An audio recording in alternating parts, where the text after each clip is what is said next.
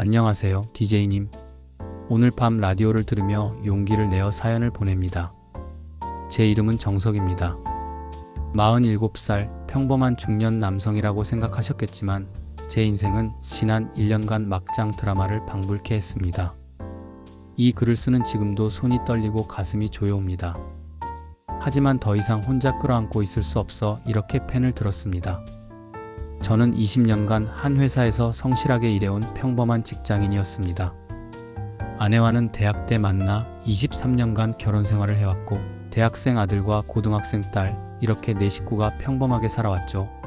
남들이 보기에는 부러울 만한 가정이었을 겁니다. 제 자신도 그렇게 믿었으니까요. 매일 아침 출근길에 아내가 준비해준 도시락을 들고 주말이면 가족과 함께 영화를 보거나 외식을 하는 그런 평범한 행복이 제 삶의 전부였습니다. 그런데 작년 여름 모든 것이 하루아침에 무너졌습니다. 그날은 제 46번째 생일이었어요.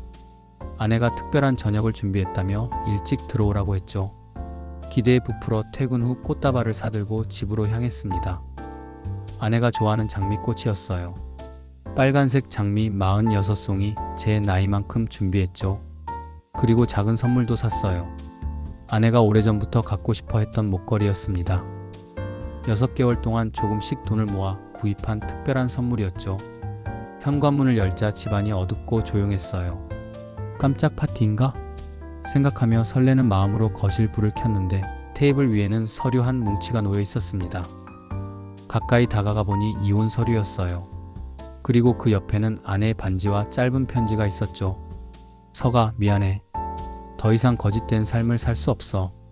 나는 민호와 함께 떠나기로 했어. 민호라니. 순간 머리가 하얘졌습니다. 귀에서 윙하는 소리가 들리고 다리에 힘이 풀렸어요. 손에 들고 있던 꽃다발이 바닥에 떨어졌지만 그 소리조차 멀게만 느껴졌습니다. 민호는 제 친구이자 20년 지기 사업 파트너였어요. 대학 시절부터 함께했던 친구, 제 결혼식에서 축사를 했던 사람, 우리 아이들의 대부이기도 했죠. 우리 가족과도 자주 어울리던 사람이었어요.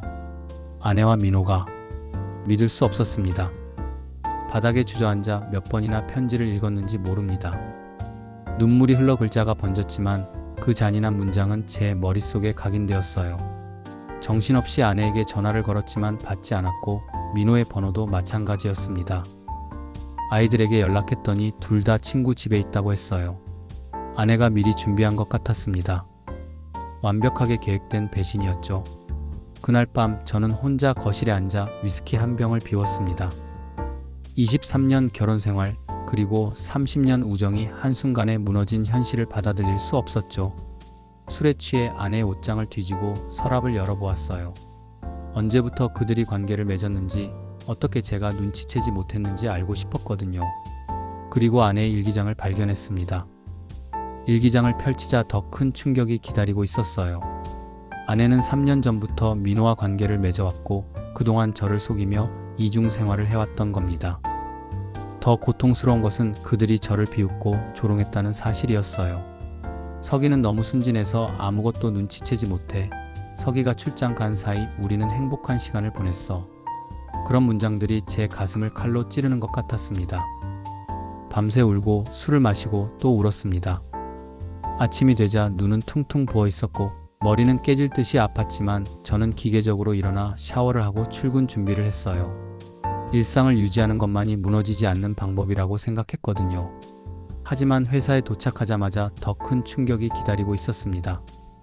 사장실로 호출받았는데 거기에는 회계팀장과 법무팀장이 심각한 표정으로 앉아 있었어요. 사장은 차갑게 말했습니다. 정 부장, 자네가 회사 자금 50억을 횡령한 증거가 발견됐네. 순간 머리가 멍해졌습니다. 횡령? 제가요? 말도 안 되는 일이었죠. 하지만 그들이 보여준 서류에는 분명 제 서명이 있었고 제 개인 계좌로 돈이 흘러간 흔적이 있었습니다. 누군가 완벽하게 제 서명을 위조하고 증거를 조작한 것이 분명했어요. 필사적으로 해명했지만 이미 회사는 경찰에 신고한 상태였습니다. 그날로 저는 구속되었고 모든 자산이 동결되었습니다. 감옥에서 보낸 일주일은 악몽 같았어요. 좁은 독방에 갇혀 하루하루를 버티는 것이 전쟁 같았습니다. 밤에는 잠을 이루지 못했고 눈을 감으면 아내와 민호의 모습이 떠올라 가슴이 찢어질 듯 아팠어요. 변호사를 구하기도 어려웠죠. 모든 돈이 묶여버렸으니까요. 그러던 중 뜻밖의 도움이 찾아왔습니다. 대학 시절 후배인 변호사 태준이 찾아온 거예요. 그는 뉴스에서 제 소식을 듣고 달려왔다고 했습니다. 10년 넘게 연락하지 않았던 사이였는데 그가 제 손을 꼭 잡으며 "형, 이건 누군가의 함정이 분명해요. 제가 도와드릴게요 라고 말했어요. 그 순간 처음으로 눈물이 터져 나왔습니다. 가장 가까운 사람들에게 배신당한 상황에서 오랫동안 연락하지 않았던 후배가 보여준 신뢰와 지지는 제게 작은 희망의 불씨가 되었어요. 태준의 도움으로 저는 보석으로 풀려날 수 있었고 사건의 진상을 파헤치기 시작했습니다. 그리고 충격적인 사실을 알게 되었죠. 모든 것이 민호의 계획이었습니다. 민호는 3년 전부터 아내와 불륜 관계였고 함께 저를 파멸시킬 계획을 세웠던 거예요. 민호는 회사 자금을 빼돌리면서 모든 증거가 저를 향하도록 조작했고 아내는 그 과정에서 필요한 정보와 서명 샘플을 제공했던 겁니다. 더 충격적인 것은 그들이 제 자산뿐만 아니라 노모의 요양원 비용으로 모아둔 적금까지 노린 사실이었어요. 그들은 제가 감옥에 가면 모든 재산을 차지할 수 있을 거라 생각했던 겁니다. 이 사실을 알았을 때 제 마음속에는 증오와 분노가 활화산처럼 끓어올랐어요. 어떻게 사람이 이렇게 잔인해질 수 있는지 이해할 수 없었습니다. 태준은 민호의 회사 컴퓨터에서 결정적 증거를 찾아냈습니다. 민호가 주고받은 이메일과 계획서, 그리고 아내와의 대화 내용까지 모든 것이 드러났죠. 그들이 얼마나 치밀하게 저를 파멸시키려 했는지 알게 되었을 때 제 심장은 얼어붙는 것 같았어요. 경찰에 이 증거를 제출하자 수사 방향이 완전히 바뀌었습니다. 민호는 해외로 도주하려다 공항에서 체포되었고 아내도 공범으로 구속되었습니다. 그들이 체포되는 순간을 직접 목격했는데 아내의 눈에는 공포와 후회가 가득했어요. 하지만 그때 제 마음에는 어떤 연민도 남아있지 않았습니다. 그저 차갑게 얼어붙은 분노만 있었죠. 언론에서는 이 사건을 대대적으로 보도했죠. 20년 지기 친구와 아내의 배신, 완벽한 함정에 빠진 중년 남성. 하루아침에 저는 피해자가 되었지만 그것이 위로가 되지는 않았습니다. 오히려 모든 사람들이 제 불행을 구경하는 것 같아 더 고통스러웠어요. 길을 걸을 때마다 사람들의 수군거림이 들리는 것 같았고 때로는 동정의 시선이 더 견디기 힘들었습니다. 회사에서는 제게 복직을 제안했지만 더 이상 그곳에서 일할 마음이 없었어요.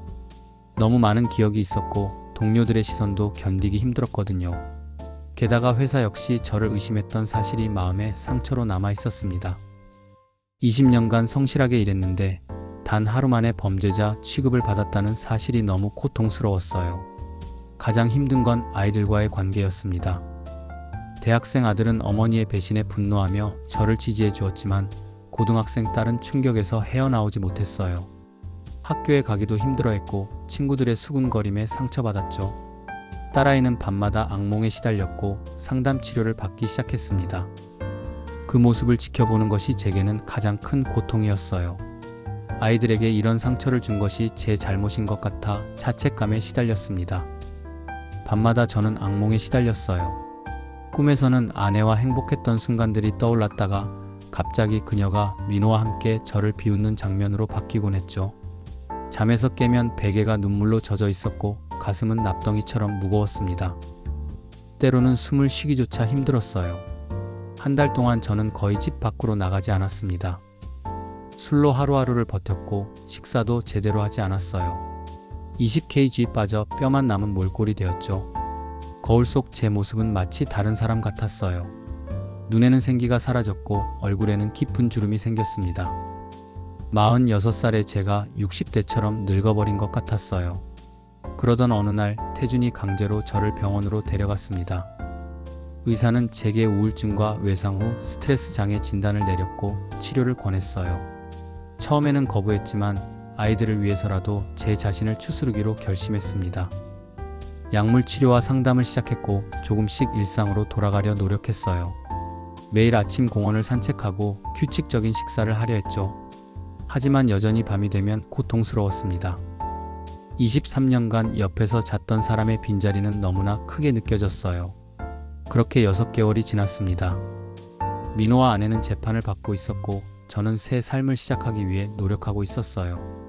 퇴직금으로 작은 카페를 열었습니다. 대학 시절부터 꿈꿔왔던 일이었죠. 새로운 시작이라는 이름의 작은 카페였어요. 그 이름에는 제 간절한 소망이 담겨 있었습니다. 카페를 준비하는 과정은 치유의 시간이었어요. 인테리어를 직접 하고 커피 로스팅을 배우고 케이크 만드는 법을 익히면서 잠시나마 고통을 잊을 수 있었습니다. 손으로 무언가를 만드는 일은 마음의 상처를 치유하는 데 도움이 되었어요. 카페 오픈 첫날 뜻밖의 손님이 찾아왔습니다. 20년 전 제가 첫사랑이라 불렀던 여성 수진이었어요. 그녀는 해외에서 살다가 최근에 한국으로 돌아왔다고 했습니다. 뉴스에서 제 이야기를 보고 찾아왔다고 하더군요. 그날 저녁 카페 문을 닫은 후 우리는 오랜 시간 이야기를 나눴습니다. 수진은 미국에서 디자이너로 일하다가 이혼 후 딸과 함께 한국으로 돌아왔다고 했어요. 그녀 역시 인생의 굴곡을 겪었던 거죠. 사람들은 상처받지 않는 법을 배우려 하지만 사실 중요한 건 상처를 안고 살아가는 법을 배우는 거예요. 라는 그녀의 말이 제 마음에 깊이 와닿았습니다. 그날 이후 그녀는 종종 카페에 들러 커피를 마시고 이야기를 나눴어요. 그녀와 함께 있으면 마음이 편안해졌습니다. 아내와는 전혀 다른 방식으로 그녀는 제게 안정감을 주었어요.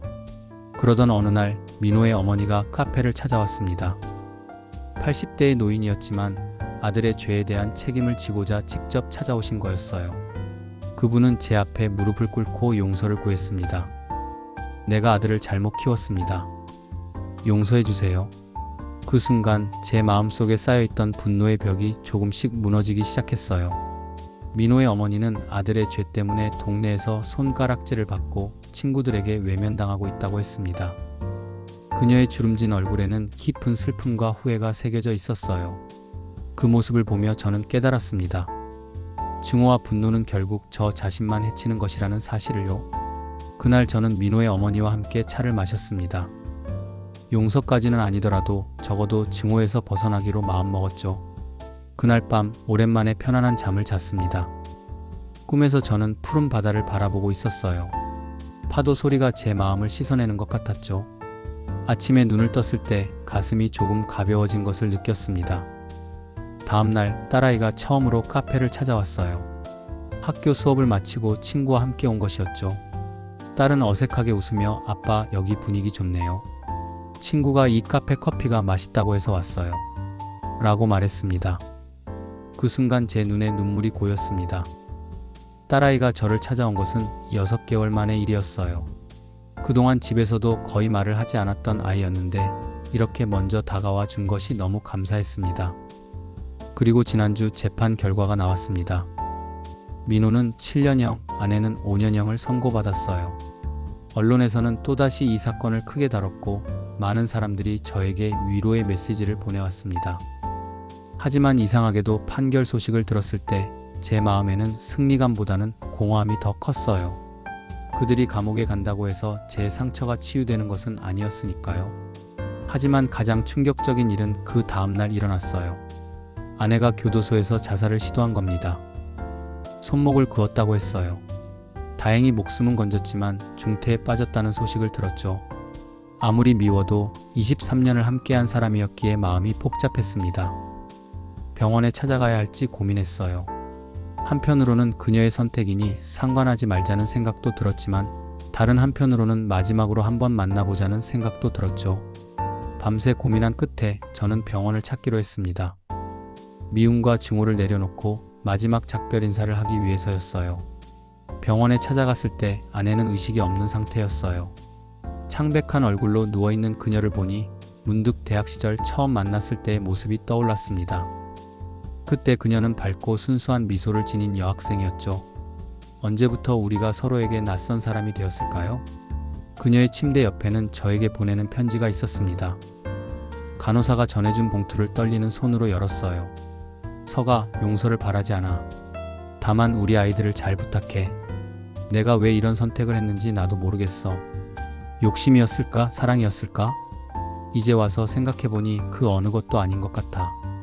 그저 내 삶에 대한 불만족이었던 것 같아. 미안해. 그 편지를 읽고 저는 오랜 시간 병실에 앉아 있었습니다. 우리의 23년 결혼 생활을 돌아보며 언제부터 서로에게 진심을 말하지 않게 되었는지 생각했어요. 아마도 우리는 너무 익숙함에 빠져 서로를 당연하게 여겼던 것 같습니다. 그리고 그 틈으로 불신과 배신이 스며들었겠죠. 병실을 나오는 길에 아내의 주치의를 만났어요. 의사는 아내가 깨어날 가능성이 높지만 심리적 충격으로 인한 후유증이 있을 수 있다고 했습니다. 그리고 저에게 보호자로서 치료 결정에 참여할 것인지 물었어요. 순간 망설였지만 저는 고개를 끄덕였습니다. 아무리 그녀가 저를 배신했다 해도 아이들의 어머니였고 한때 제가 사랑했던 사람이었으니까요. 완전히 등을 돌릴 수는 없었습니다. 그날 이후 저는 조금씩 제 삶을 재건해 나갔습니다. 카페는 입소문을 타고 단골 손님이 늘어갔고 주말에는 자리가 없을 정도로 붐볐어요. 특히 제가 직접 만드는 케이크가 인기였죠. 요리는 한 번도 해본 적 없었는데 새롭게 배운 기술이 이렇게 사람들에게 기쁨을 줄 수 있다는 사실이 신기했습니다. 수진과의 관계도 진전되어 우리는 조심스럽게 데이트를 시작했어요. 처음에는 아이들 때문에 걱정했지만 오히려 그들이 우리를 응원해 주었습니다. 특히 제 딸과 수진의 딸은 마치 자매처럼 가까워져서 종종 함께 쇼핑을 가거나 영화를 보러 다녔어요. 그리고 3개월 전 놀라운 일이 일어났습니다. 제 카페가 한 유명 잡지에 소개된 거예요.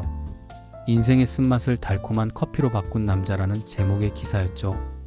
그 기사 덕분에 카페는 더욱 유명해졌고 비슷한 상처를 가진 사람들이 위로를 찾아오기 시작했어요. 어느 날은 한 중년 남성이 찾아와 제 이야기를 듣고 용기를 얻었다며 감사하다고 했습니다.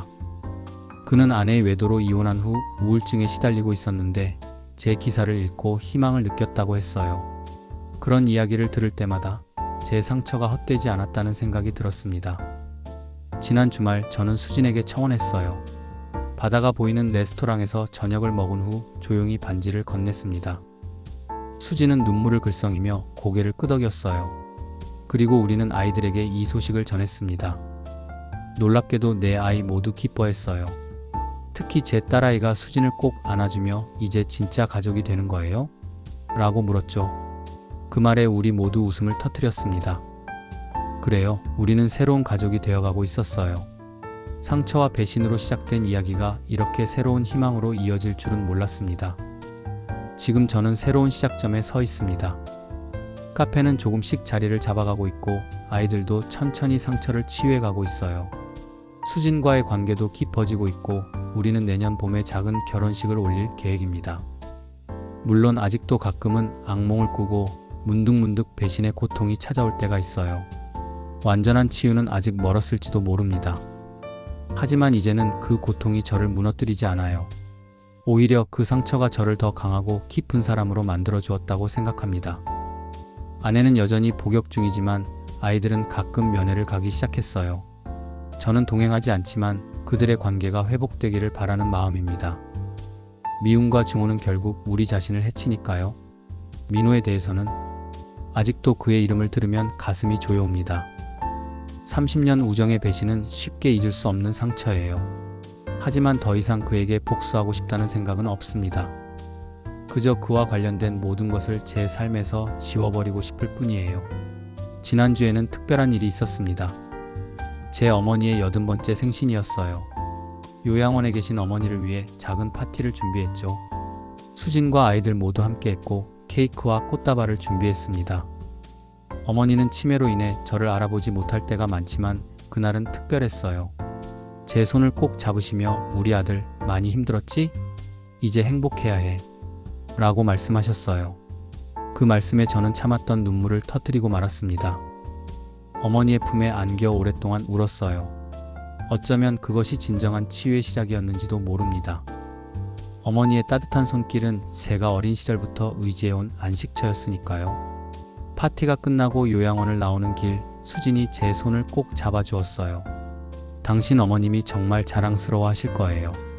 이렇게 강한 아들을 두셨으니까요. 라고 말했습니다. 그 말에 가슴이 뭉클해졌습니다. 저는 강한 사람이 아니었어요.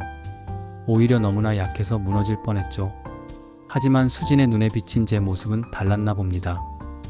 그녀는 제가 보지 못했던 저의 강인함을 발견해 주었어요. 지난 1년을 돌아보면 제 인생에서 가장 어둡고 고통스러운 시간이었지만 동시에 가장 많이 성장한 시간이기도 했습니다. 예전에 저는 모든 것이 완벽하다고 생각했지만 사실은 표면적인 안정감에 안주하고 있었던 거예요. 진정한 소통도 깊은 이해도 없이 그저 평범한 삶을 살았던 겁니다. 하지만 이제는 달라졌어요. 매 순간을 더 소중히 여기게 되었고 관계의 진정성에 대해 깊이 생각하게 되었습니다. 수진과는 하루도 빠짐없이 서로의 하루를 나누고 감정을 표현하려고 노력해요.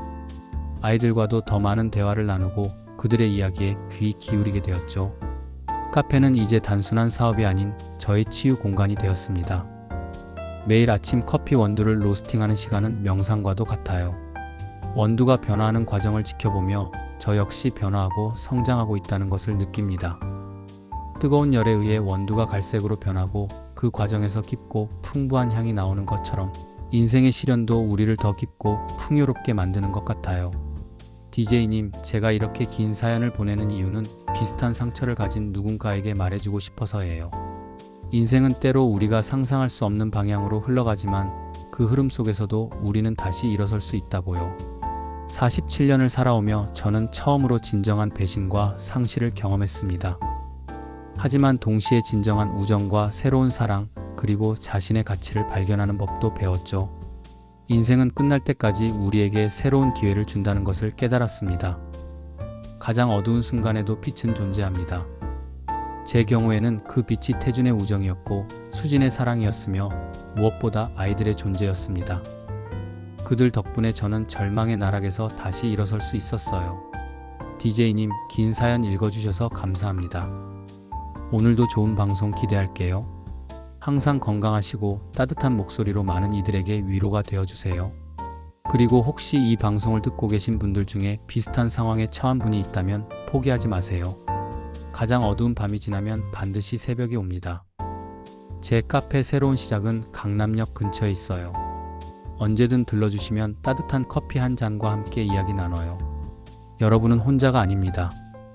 정석드림.